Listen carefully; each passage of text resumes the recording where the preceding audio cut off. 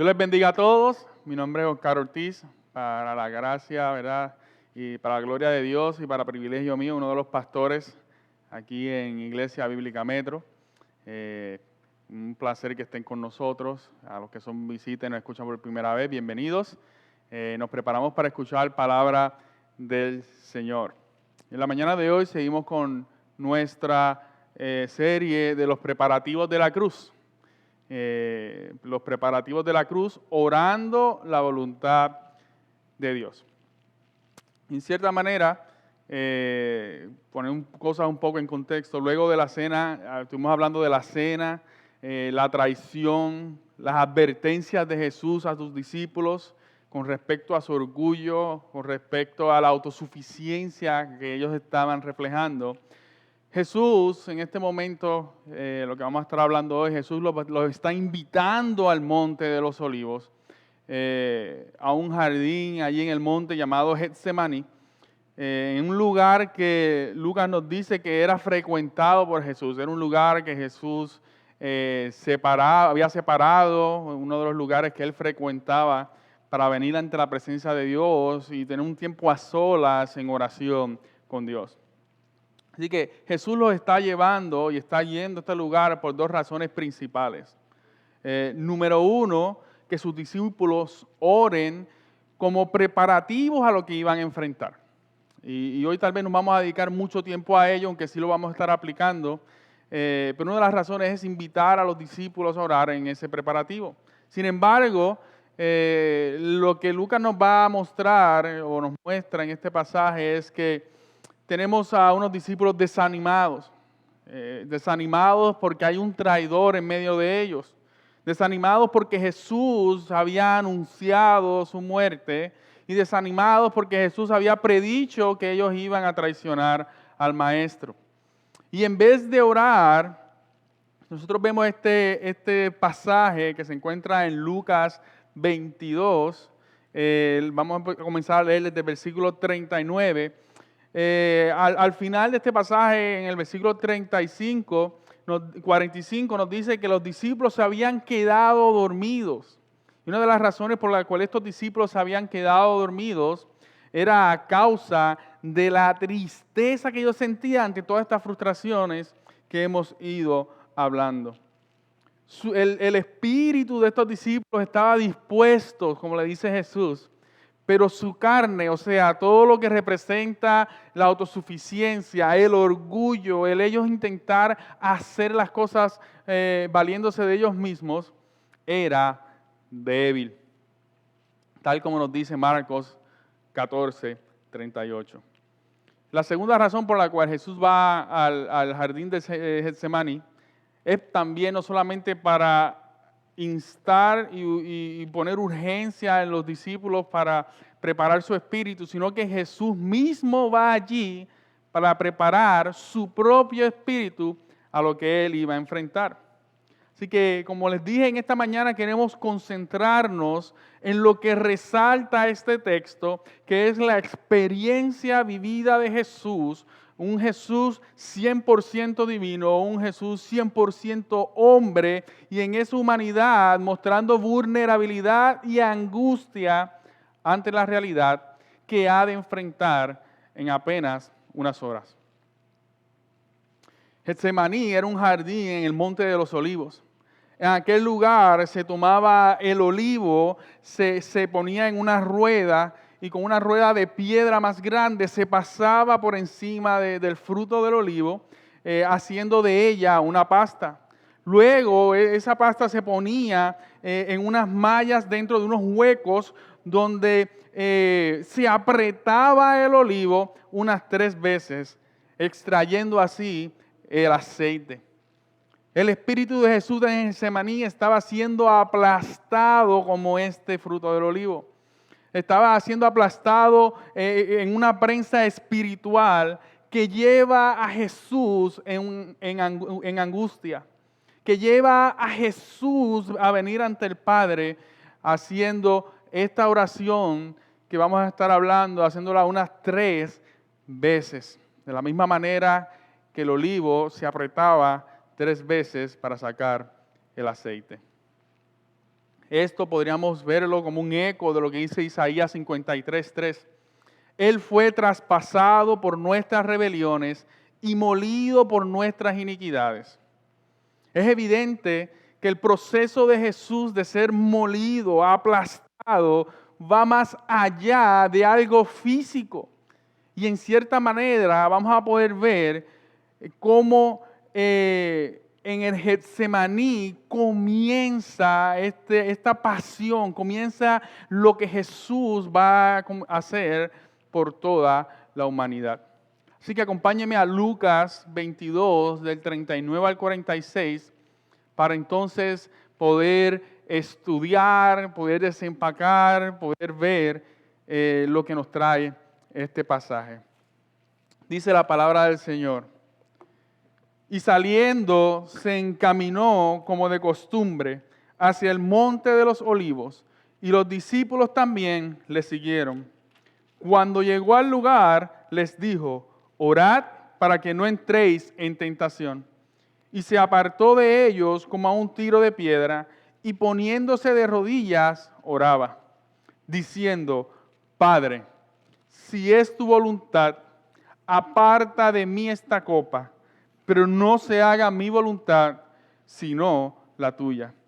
Entonces se le apareció un ángel del cielo fortaleciéndole, y estando en agonía, oraba con mucho fervor, y su sudor se volvió como gruesas gotas de sangre que caían sobre la tierra.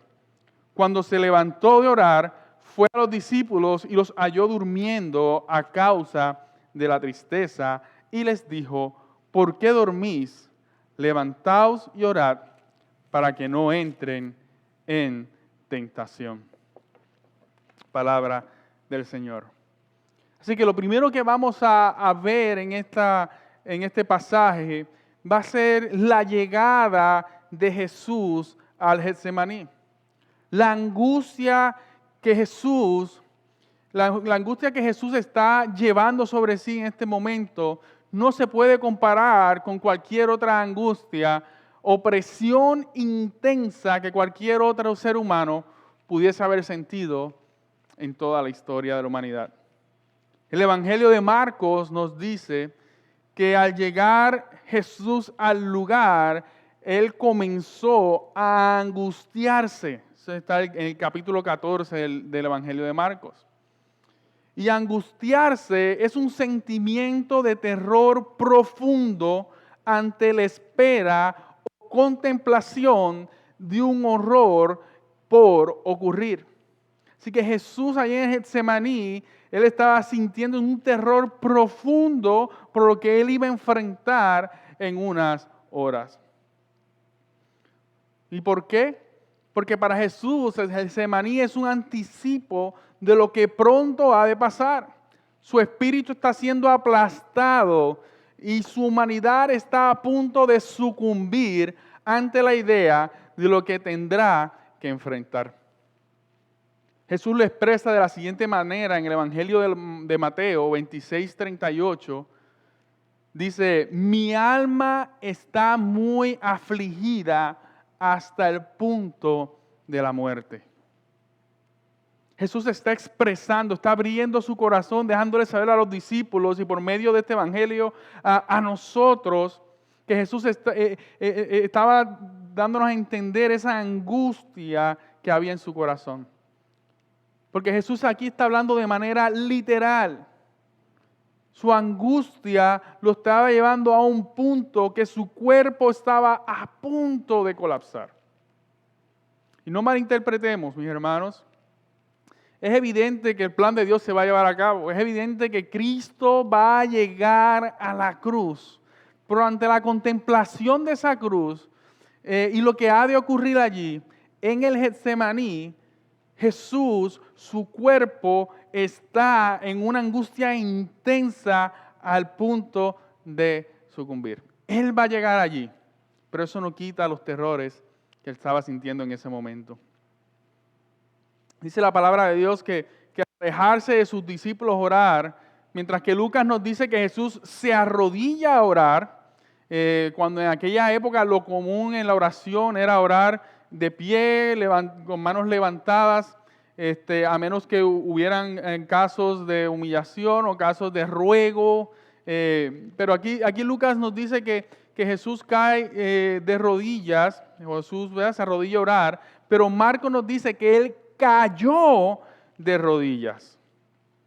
Y Mateo lo lleva aún más lejos diciendo que Jesús cayó en su rostro, realmente haciendo alusión a que su cuerpo no meramente se puso en una posición, sino que cayó en esa posición. El cuerpo de Jesús estaba tan aterrorizado que no podía sostenerse de tal angustia. ¿Y qué estaba pasando con Jesús? ¿Por qué tanto terror? ¿Por qué tanta angustia? Sin embargo, allí en el jardín del Edén todavía su cuerpo está de manera física, está demostrando, de manera externa, está demostrando esa angustia que había en Jesús. Y Lucas nos dice en el versículo 44, si lo podemos leer, ahí mismo dice, y estando en agonía oraba con mucho fervor y su sudor se volvió como gruesas gotas de sangre que caían sobre la tierra. Doctor Lucas, ¿verdad? Porque él era médico, ahora está médicamente describiendo lo que estaba ocurriendo en Jesús y a nivel médico esto se conoce como hematidrosis, que es una condición donde una persona bajo una intensa presión, sus vasos sanguíneos al contraerse y extraerse ante la presión, esa presión intensa, sus capilares se rompen y la sangre se mezcla con el sudor y es notable entonces en el sudor un sudor rosado, ¿verdad?, al mezclarse esa sangre con el sudor. Sin embargo, en esa condición aún es más sudor que sangre, pero lo que Lucas nos está describiendo aquí es todo lo contrario, es más como sangre cayendo como si fuese sudor, como unas gruesas gotas de sangre bajando en su rostro y cayendo al suelo. Mis hermanos, recordemos que esta era en la madrugada, una madrugada oscura, una madrugada fría, donde era muy difícil el proceso de sudar, pero aún así Jesús entró en este estado. Jesús estaba sudando y era evidente que era sangre, no sudor. Esa era la angustia extrema que estaba sintiendo, al punto que si no fuese porque el Padre interviene, no sabemos lo que pudiera haber pasado con Jesús. Y una vez más, era evidente que Jesús iba a llegar a la cruz, pero Jesús, siendo 100% divino, su divinidad no le añade a su humanidad, de la misma manera que su humanidad no le resta a su divinidad. Y Jesús nunca utilizó su naturaleza divina para beneficiarse a sí mismo. Y Jesús, al igual que tú y yo, vino al Padre dependiendo y buscando fortaleza para resistir este tiempo. No utilizando su divinidad para fortalecerse y resistir, sino que de una manera vulnerable depende del Padre para que sea el Padre que intervenga en él y le ayude. En el versículo 43 de Lucas nos dice que el Padre intervino, que el Padre ayudó y fortaleció a Jesús. Dice, entonces se le apareció un ángel del cielo fortaleciéndole. El Padre envió un ángel no a consolar a Jesús, no a quitarle la agonía, sino que vino a fortalecer a Jesús para que en su humanidad Él pudiera resistir aquella agonía. Es en esta agonía que Jesús viene a orar al Padre dependiendo de Él y el Padre respondiendo, fortaleciendo su cuerpo.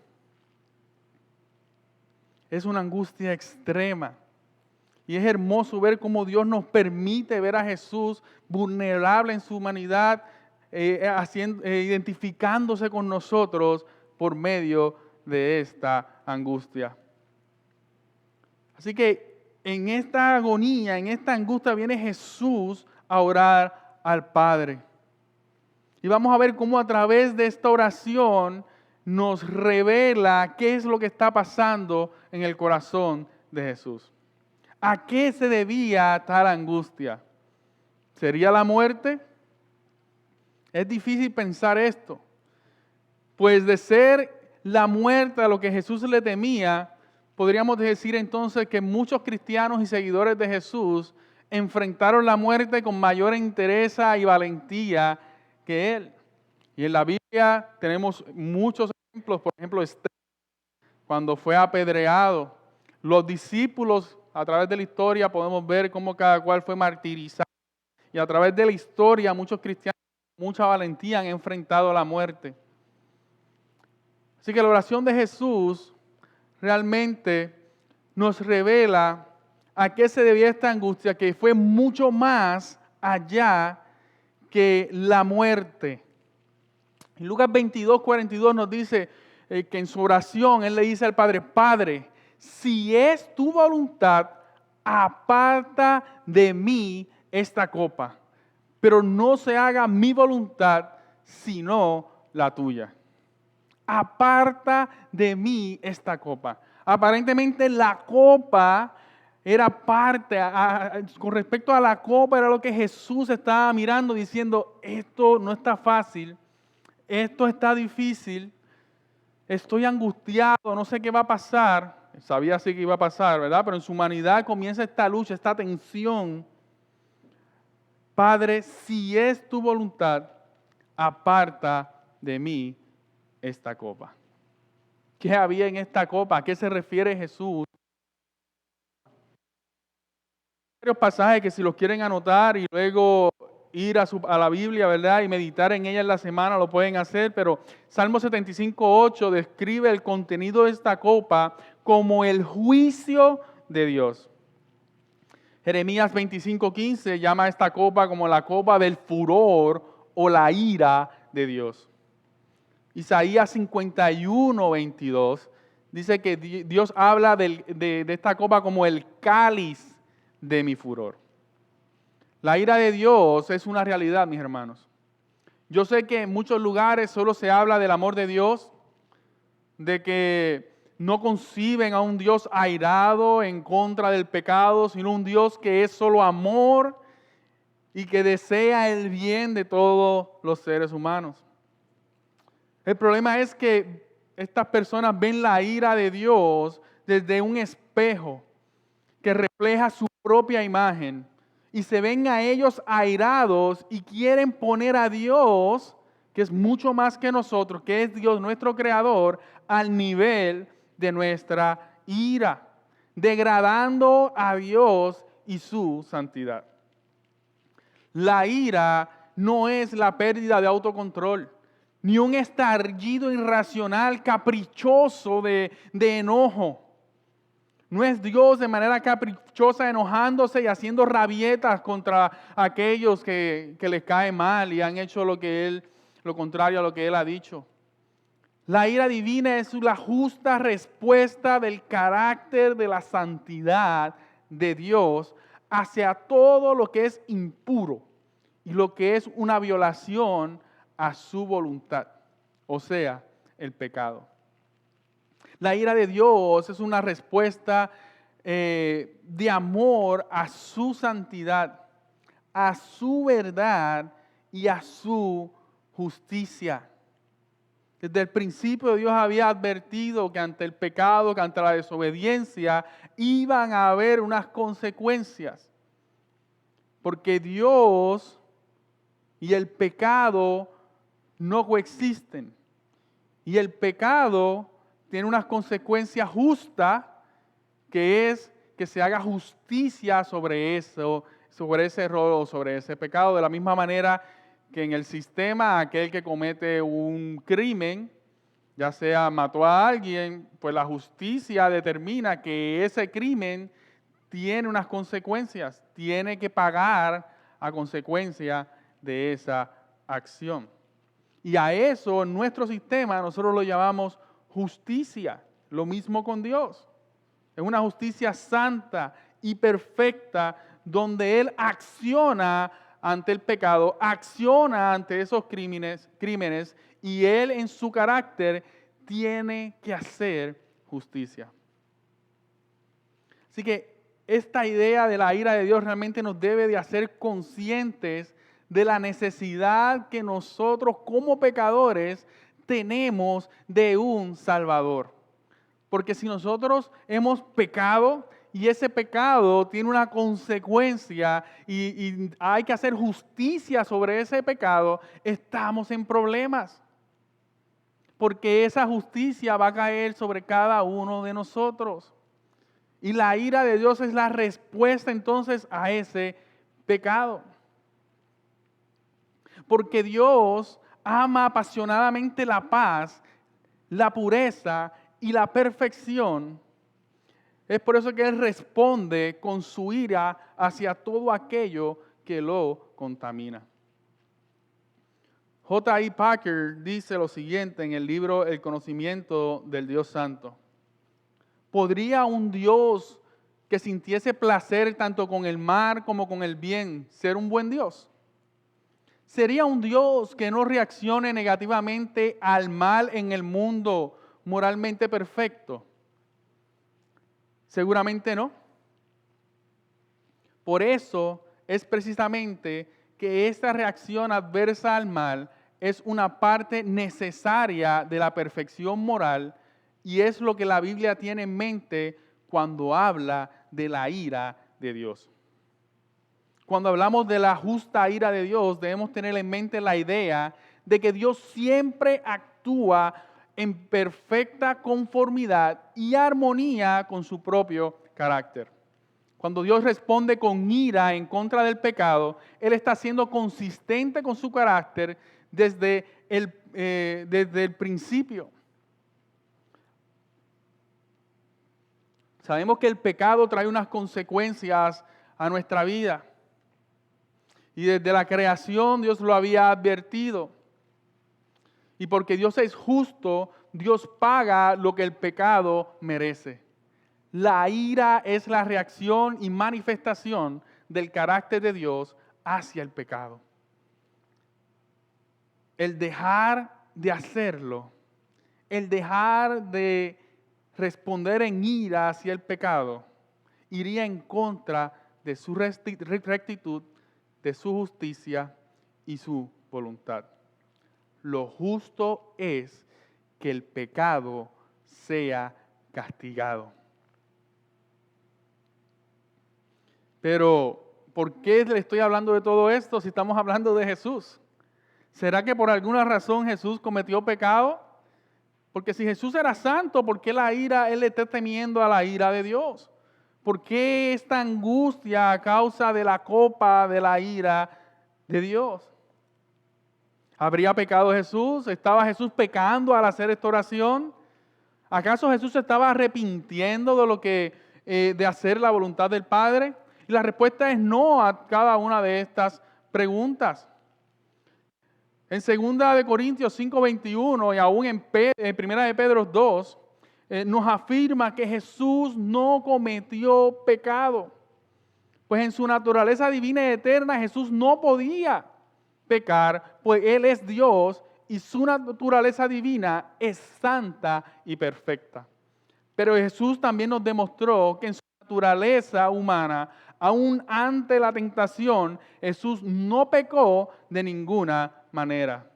Él no pecó ni en sus acciones, ni en sus pensamientos, ni con sus palabras. Eso, mis hermanos, es un absoluto que nos ayuda a entender e interpretar este texto como el que estamos exponiendo en esta mañana. Cuando vemos a Jesús, cuando vemos a Dios, partimos de estos absolutos, como hemos estado hablando de la justicia de Dios, de la perfección de Dios, de la misma manera con respecto a Cristo.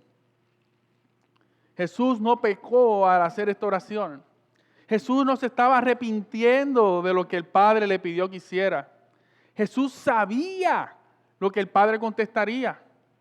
De hecho, mire cómo él comienza su oración en cada uno en Lucas, en Mateo y en Marcos. En Lucas dice, Padre, si es tu voluntad. Así fue que comenzó su oración. Mateo 26 dice, Padre, Padre mío, si es posible. Marcos 14:36, Abba Padre, clamó, todo es posible para ti. O en otras versiones dice, si fuera posible.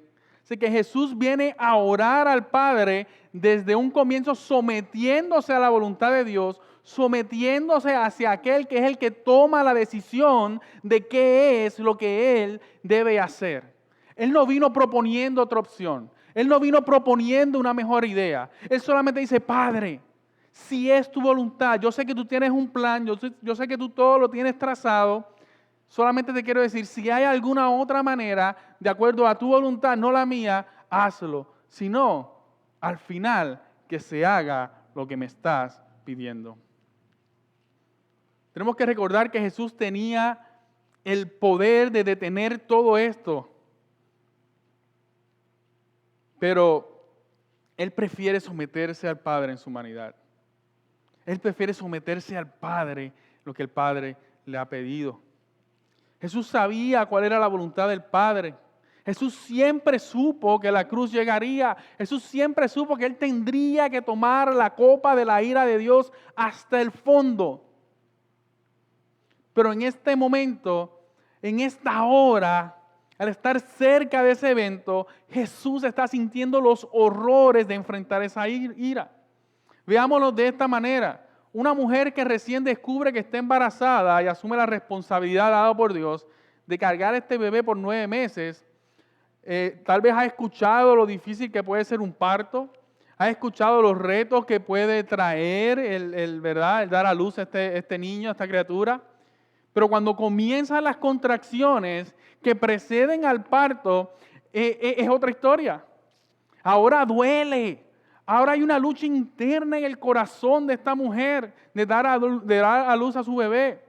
Duele, su cuerpo está dolido, está sufriendo, pero al mismo tiempo en su espíritu ya sabe lo hermoso y lo maravilloso que va a ser tener ese bebé con ella. Es una tensión que hay a través de esta experiencia. Y Jesús no se está arrepintiendo. Lo mismo está pasando en la vida de Jesús. Jesús no se está arrepintiendo. Jesús sabe lo que va a enfrentar. Pero en este momento, en su humanidad, Él está sintiendo los dolores que ha de pasar. Jesús no se está arrepintiendo, sino que Jesús está abriendo su corazón y diciéndole al Padre, Padre, esto duele. Su divinidad, Él sabe lo que tiene que hacer. Y se está moviendo en obediencia a llegar a ese evento. Pero en su humanidad está sintiendo el peso de su misión. En Jesús está la misma tensión que le expresa a sus discípulos cuando dice, el espíritu está dispuesto, pero la carne es débil. En su espíritu Jesús sabe lo que tiene que hacer, pero está sintiendo la debilidad de la humanidad, la fragilidad de la humanidad. Porque Jesús no consideró ser igual a Dios como cosa a que aferrarse, ni en la eternidad para encarnarse y venir por nosotros, pero ni en su caminar como hombre para sacar beneficio de esa divinidad. Y es por esto que mientras los discípulos se duermen ante la tristeza de Jesús, Jesús les está demostrando en quién ellos deben confiar, porque Jesús todavía ama a sus discípulos, Jesús se preocupa por ellos e interrumpe su oración para ir y velar a ver qué están haciendo y les llama la atención y les dice, oren para que no caigan en la tentación. Otra cosa que podemos ver en esta oración es que Jesús no está tratando de torcerle el brazo a Dios. Jesús no está tratando de obligar a Dios a cambiar de parecer, sino que Él solo expresa su dolor con angustia, pero siempre deseando la voluntad del Padre sobre la suya. Padre, no se haga mi voluntad, sino la tuya. teniendo el poder para cambiarlo todo, teniendo el poder para hacerlo, Jesús no declara, Jesús no proclama, Jesús no dice decreto para que fuese hecho. Jesús siempre se somete al Padre. Jesús solo hizo lo que el Padre le ordenó constantemente hasta la muerte. Aun cuando le costaría la vida, Él sería obediente. Esto nos lleva a la gran pregunta: si Jesús no cometió pecado, ¿por qué siente tanta angustia y agonía? Y es que, como hablamos ahorita en 2 Corintios 5:21, dice: al que no conoció pecado, pero luego dice, le hizo pecado por nosotros, para que fuéramos hechos justicia de Dios en él. Juan el Bautista, el profeta de Dios que anunció y preparó el camino para el ministerio de Jesús, dijo lo siguiente en Juan 1:29: he aquí el Cordero de Dios que quita el pecado del mundo. Como ya hemos hablado, el pecado demanda la muerte y una separación de Dios como consecuencia por toda la eternidad. Así que Dios en el Antiguo Testamento estableció un sistema de sacrificio de corderos que, al ser derramado su sangre, esta sangre quitaba el pecado y purificaba. Pero el gran problema es que la sangre de un cordero no tiene el valor suficiente para pagar la deuda del pecado, que es eterna y de manera permanente. Estos sacrificios eran remedios temporales, pero al mismo tiempo era una ilustración de lo que sería el verdadero sacrificio santo y suficiente para perdonar los pecados de manera permanente. Es por eso que Jesús es el Cordero de Dios. A esto se refería Juan. He aquí el Cordero de Dios que quita el pecado del mundo. Dios desde la eternidad había provisto a Jesús como el sacrificio perfecto y suficiente. El perdón de pecados no es una transacción de palabras. No es un trato que se cierra con un apretón de manos.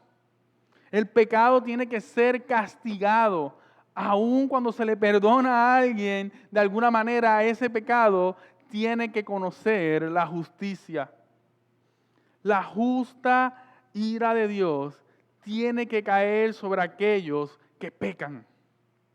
Por lo tanto, Jesús se prepara para que, en vez de que tú y yo tengamos que enfrentarnos contra la ira de Dios, contra la cual seríamos pulverizados, aplastados, Jesús se prepara porque es únicamente Él el que puede enfrentar la ira del Padre.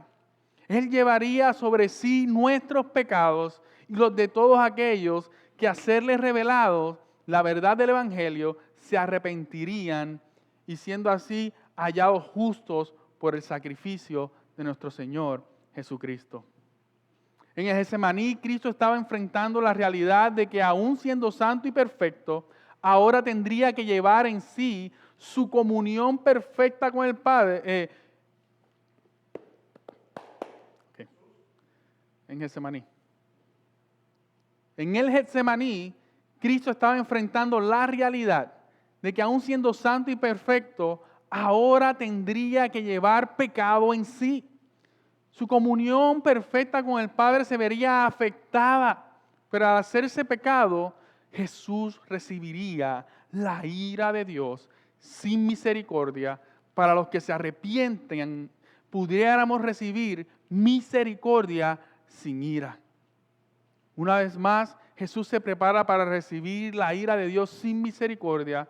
Para los que se arrepientan de sus pecados, pudiesen recibir misericordia sin ira. Jesús sufriría millones de infiernos depositados solo en Él. Hacia eso es lo que Jesús está mirando. Eso es lo que Jesús está viendo desde el jardín del Getsemaní. ¿Todavía te preguntas por qué Jesús estaba tan angustiado? ¿Todavía te preguntas por qué Jesús viene de esta manera al Padre? ¿Te preguntas por qué Jesús, su humanidad, estaba a punto de colapsar? Fue mi orgullo, Fue mi mentira, mi autosuficiencia lo que llevó a Jesús a este estado. Deberíamos pensar cada vez que tomamos el pecado a la ligera, en pensar en este momento en que Jesús está mirando hacia la cruz, está mirando a esa copa de ira de Dios. Cada vez que tomamos el pecado a la ligera y decimos, no es tan grave, ¿en serio? No es tan grave, pero miramos a Jesús lo que Él está sufriendo, lo que Él está pasando. Una falta, por más pequeña, ante un Dios santo y eterno, tiene consecuencias nefastas e igualmente eternas. Jesús las llevaría todas.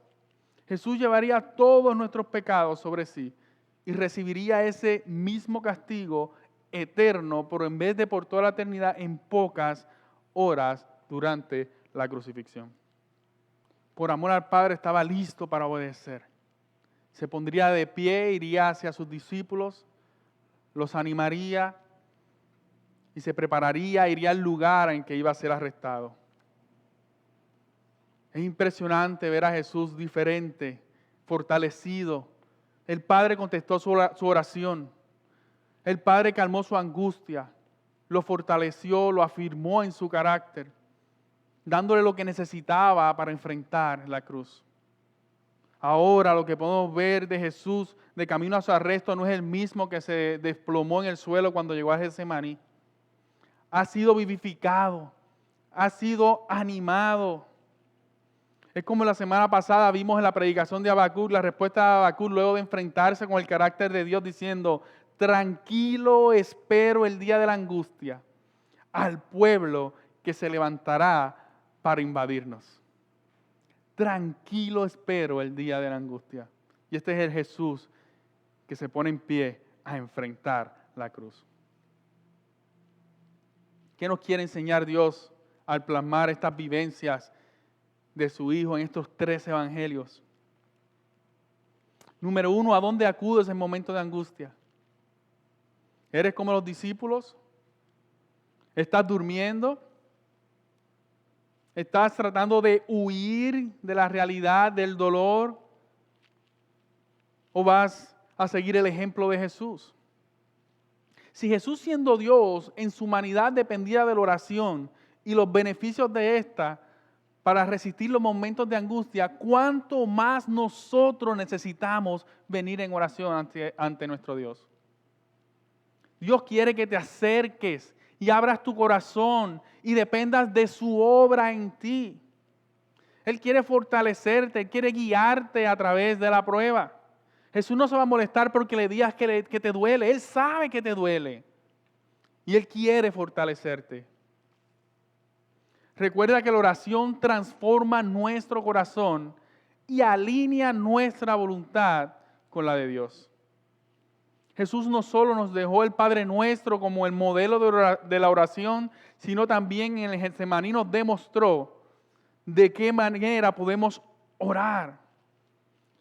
Que podamos comprender el corazón de la oración, la pasión con la que debemos venir ante nuestro Dios. Debemos traer nuestra humanidad al Padre para que sea Él quien calme y controle nuestra angustia por medio de la oración. Así que, ¿estás orando o estás durmiendo? ¿Estás orando o estás escapando de esa realidad? Necesitamos orar. Sin importar las circunstancias, necesitamos orar. Jesús no le recrimina al Hijo, sino que lo entiende. Jesús no lo va a recriminar a nosotros, sino que Él nos entiende y nos urge a que oremos. Es lo que Jesús le dice a sus discípulos. Él no le dice, ¿qué está pasando? Que están durmiendo. No, levántense, duermen, levántense para que resistan la tentación. La falta de oración fortalece las tentaciones. La falta de oración abre todo un tipo de decisiones que se alejan de la voluntad de Dios. Pero en el contrario, la oración fortalece nuestro espíritu, nos alinea con la voluntad de Dios. La falta de oración traerá frutos y consecuencias de nuestras malas decisiones. Pero cuando venimos en oración a Dios, Dios nos lleva por el camino de su voluntad, nos convence de pecado, nos muestra nuestra debilidad, nos revela cómo orar por nuestros hermanos, nos revela cómo orar por nuestras circunstancias de acuerdo a su voluntad. Número 3, ¿cómo estás orando? ¿Vienes a Dios exigiendo tus caprichos sean atendidos? Oh, Padre, no me gusta. Padre, no quiero esta enfermedad. No me gusta este trabajo. No encuentro satisfacción en mi esposo o mi esposa. Declaro, reclamo y recibo lo que quiero. Cuidado. Recordemos que no es pecado decirle a Dios cómo nos encontramos. Pero oremos según su voluntad. Si estás cansado, dile. Si duele, dile. Si no entiendes, dile. Pero en humildad, dilo en humildad, dejándole saber que si es su voluntad, estás dispuesto a caminarla. Que si es su voluntad, estás dispuesto a ser obediente. Puede que sea difícil, pero recuerda que Jesús entiende que puede ser difícil caminar en el camino de obediencia cuando los otros caminos parecen más convenientes, y nos lo demostró aquí en el Getsemaní. Él nos entiende y por eso sabe cómo interceder por nosotros ante el Padre. Depende de Él para mantenerte firmes en el tiempo de prueba, para mantenerte firme en tiempo de la angustia. Y por último, ¿cómo vas a responder a la ira santa de Dios? La ira de Dios es la respuesta justa ante el pecado. Y porque todos hemos pecado, todos merecemos que la ira de Dios caiga sobre nosotros.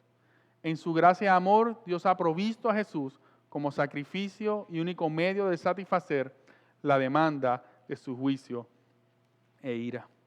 Si hoy Dios te ha revelado esta verdad y has reconocido tu condición de pecado y juicio, también Dios te quiere revelar su gracia por medio del sacrificio de Jesús en la cruz del Calvario.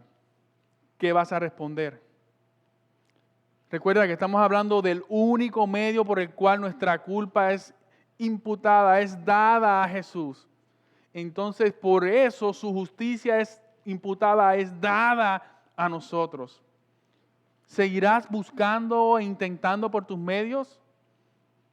¿Seguirás intentando hacer las cosas bajo tus propias fuerzas o pondrás tu fe en aquel que únicamente te puede salvar y transformar para vivir una vida de santidad y obediencia? Tal vez has sido salvo, pero continúas luchando con la obediencia y el someterse a Dios. Tal vez ante la realidad en la que vivimos hoy, te cuesta confiar y caminar en obediencia. Vuélvete a Cristo, vuélvete a la cruz. Medita en el Evangelio, fortalécete en su obediencia y confía en que no hay mejor camino que la voluntad del Padre. Fortalécete en la obediencia de Jesús. Fortalécete en la obediencia de Jesús. Levántate y di, tranquilo espero el día de la angustia, pues al igual que Cristo, luego de las dificultades de esta vida terrenal, que fue a la cruz, murió y resucitó, cuando Él venga por nosotros, igualmente seremos resucitados y estaremos en la presencia del Padre, sin dolor, sin angustia, y viviremos disfrutando de su gracia y perfección por toda la eternidad. Esa es nuestra esperanza y en eso descansamos. Oremos. Padre bueno y santo, gracias una vez más por el privilegio y la bendición que me das de predicar tu evangelio, Dios. Padre, gracias por el ejemplo que nos dejaste por medio de tu Hijo Jesucristo. Y te pedimos perdón. Perdón, Dios, porque no oramos lo suficiente. Perdón, Dios, porque no dependemos de ti como deberíamos hacerlo. Perdón, Dios, porque aun cuando oramos, lo hacemos con orgullo, lo hacemos exigiendo que se haga nuestra voluntad y no la tuya. Perdón, Dios, porque a causa de nuestro pecado y nuestra rebelión, Jesús tuvo que subir a la cruz y recibir tu ira, aquella ira que era nuestra, esa ira eterna que nos pertenecía a nosotros en castigo y en sufrimiento eterno. Cristo la tomó sobre sí para que a través de Él nosotros pudiésemos ser perdonados. Perdón, Dios, y gracias porque sin merecerlo, así lo hiciste. Padre, reconocemos que en ocasiones nuestras circunstancias duelen, son difíciles, nos aterran, nos angustian, pero sabemos que la angustia de Cristo fue aún mayor. Ayúdanos a fortalecernos en Él. Ayúdanos a fortalecernos en su ejemplo. Ayúdanos a fortalecernos, Señor, en su corazón, en lo que Él nos demostró allí, en su amor que nos demostró por cada uno de nosotros. En ese ejemplo, Señor, que aún cuando el camino de la obediencia es difícil, cuando hacemos tu voluntad, la recompensa es aún mayor para tu gloria y nuestro beneficio. Y si hay alguna persona que escuchando esta predicación ha llegado a la convicción de pecado y que necesita un Salvador, que pueda venir ante ti con confianza y humildad, en arrepentimiento, pidiendo perdón para ser salvo. En el nombre de Jesús. Amén.